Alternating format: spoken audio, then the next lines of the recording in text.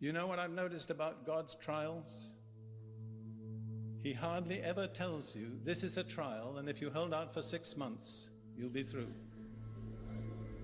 And some of us get to 5 months and 29 days, and we give up.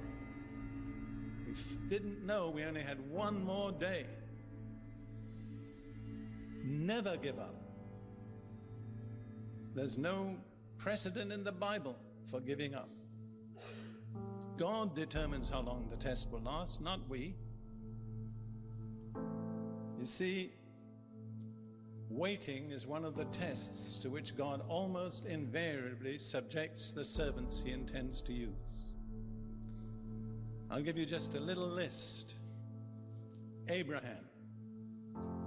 You're going to have a son who will be the head of a nation that will be unique in the earth. How long did he have to wait? 25 years. Meanwhile, his dear wife Sarah tried to help him and complicated things. It's interesting. She said, listen to me, do what I say.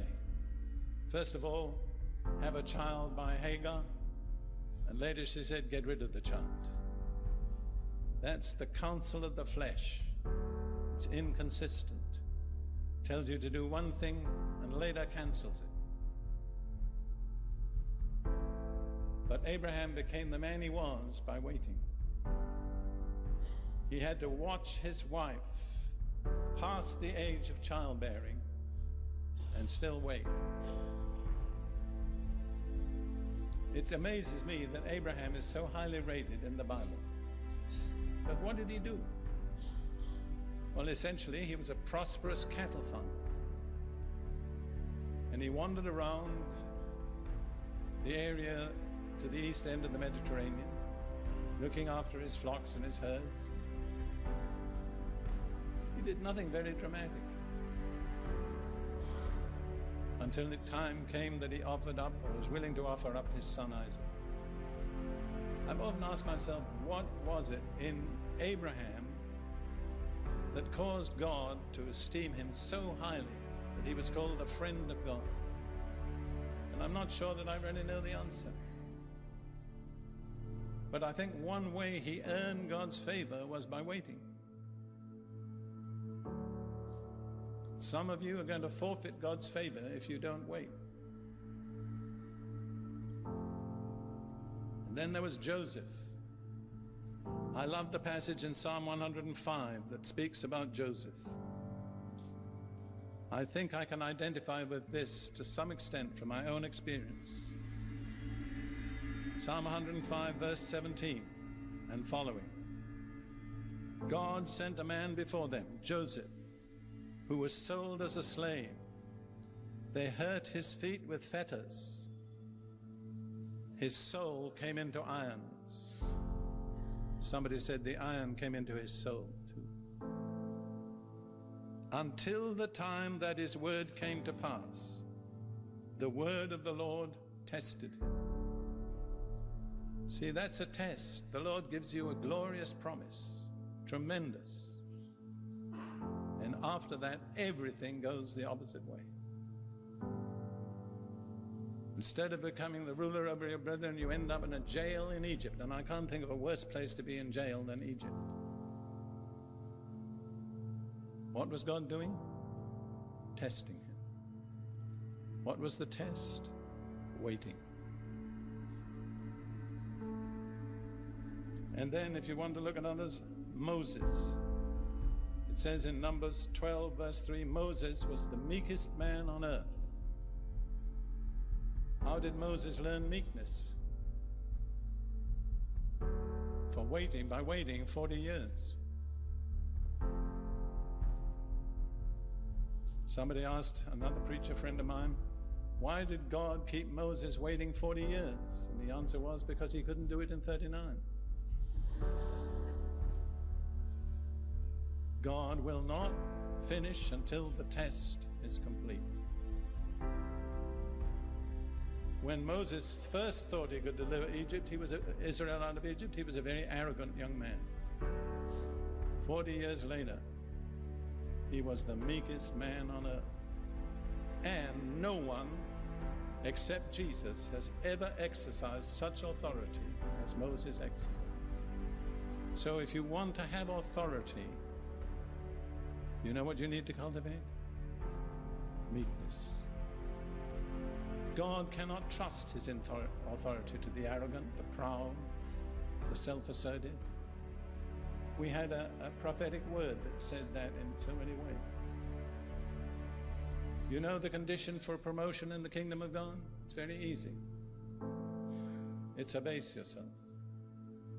Everyone who abases himself will be exalted. But on the other hand, everyone who exalts himself will be abased. That's right. You have the choice. That's an unalterable law that governs the universe. People talk about breaking God's laws. That's not true. We don't break God's laws break us if we break them.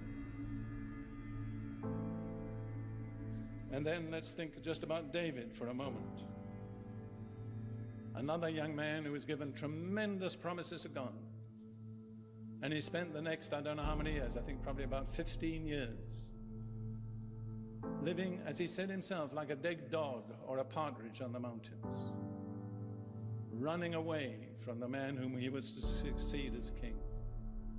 Why does God permit that? In fact, why does God ordain that? What is he looking for? In one word, I didn't hear you. Endurance, that's right. You cannot bypass endurance. You know whom I'm speaking to at the moment? Me. You cannot bypass endurance and enter into the promises of God. You can come so far, but the completeness is only through endurance. And just when it seems impossible to hold out, that's the time to hold out. Don't give in. I would like to say that to several of you individually. You're in the test. You're doing all right. Just hang in there. Don't back out. Don't give up. God is faithful. I've been asked sometimes if I had a message to leave for posterity, what would it be? I always say I can give it to you in 3 words. God is faithful.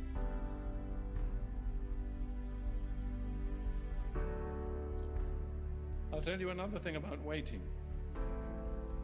It causes us to realize more and more our dependence on God. I can't do anything. I can't make it happen. I don't know when he's coming. I just depend on him. I don't know whether you ladies ever have problems in your house, but we do in Israel. Sometimes our electricity fails for reasons we can't analyze. And we're in the middle of cooking something, or somebody's doing the ironing, and we phone, and we eventually catch up with our electrician. It's midday. He says, I'll try to be there by 4 p.m. So what do we do for 4 hours? We wait. And by the end of 4 hours, we will know one thing. We need the electrician. We're dependent on him. So waiting causes us to realize in an altogether new measure our dependence on Jesus.